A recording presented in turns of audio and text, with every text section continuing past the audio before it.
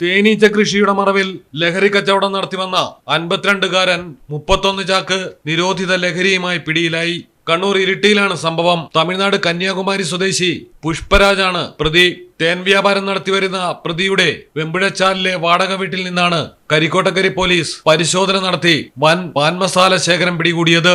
പുലർച്ചെ 5 മണി മുതൽ എല്ലാ ചില്ലറ വിൽപ്പന കേന്ദ്രങ്ങളിലും പ്രതി പാൻ മസാലകൾ എത്തിച്ചു നൽകും. കഴിഞ്ഞ ദിവസം വള്ളിത്തോട് മേഖലയിൽ വെച്ച് 2 ചാക്ക് നിരോധിത ലഹരിയുമായി പ്രതി പിടിയിലായതോടെയാണ് വാടക വീട്ടിലെ വൻ ലഹരി ശേഖരം കണ്ടെത്തിയത്.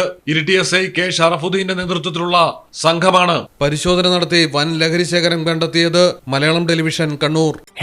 പാലക്കാടിൻ പൊള്ളിപ്പൊളിയും ചൂടായാലും കോഴിക്കോടിൻ കാറ്റിൽ കിനിയും ഉപ്പായാലും നാട്ടിലെവിടെയാണേലും കാലാവസ്ഥ എന്താണേലും സിമെന്റ് JSW കോൺക്രീറ്റ് HD തന്നെ. നാട്ടിലെവിടെ